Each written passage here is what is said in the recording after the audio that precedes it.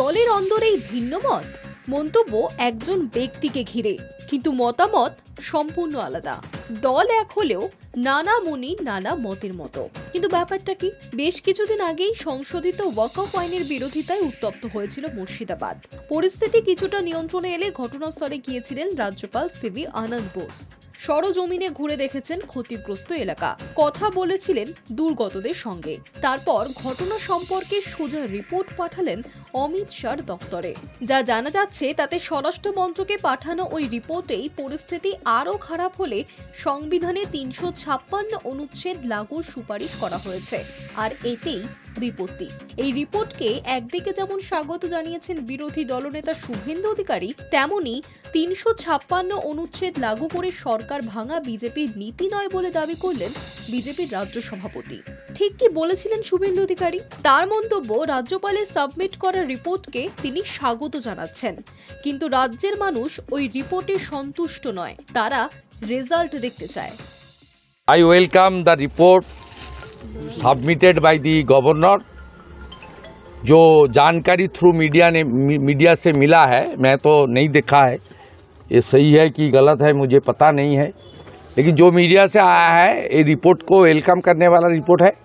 लेकिन बंगाल का जनता ये रिपोर्ट भाषण इसमें संतुष्ट नहीं है।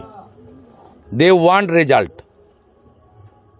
2021 आफ्टर असेंबली इलेक्शन सेकेंड में आज तक जिस तरीके से बंगाल में नरसंहार हो रहा है, खास करके हिंदू समाज के ऊपर जो अत्याचार हो रहा है, इसका ऊपर ठोस कार्रवाई होना चाहिए।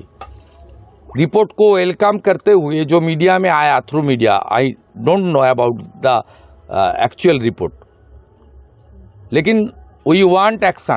অপরদিকে কি বলেছিলেন সুকান্ত মজুমদার? তার কথায়, ভারতীয় জনতা পার্টি বেছে নেওয়া সরকারকে ৩৫৬ অনুচ্ছেদ লাগু করে সরকার ভাঙা তাদের নীতি নয়। भारतीय जनता पार्टी की जो स्टैंड है वो पहले से मैं बोल चुका हूँ। भारतीय जनता पार्टी चुने हुए सरकार को 356 के द्वारा तोड़ना भारतीय जनता पार्टी के नीति के खिलाफ है।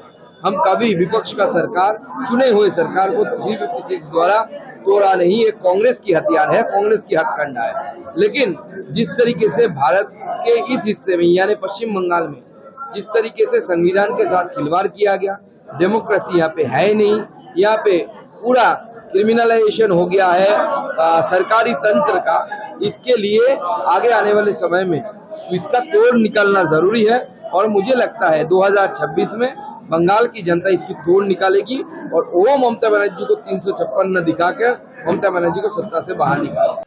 অর্থাৎ একদিকে কাজ নয় ফলাফলের কথা বলছেন শুভেন্দু অধিকারী, অ্যাকশন নেবার কথা বলছেন তিনি, তখন আরেকদিকে রাষ্ট্রপতি শাসন জারি করে বা ৩৫৬ অনুচ্ছেদ লাগু করে সরকার ভাঙার বিরোধিতায় রাজ্য সভাপতি।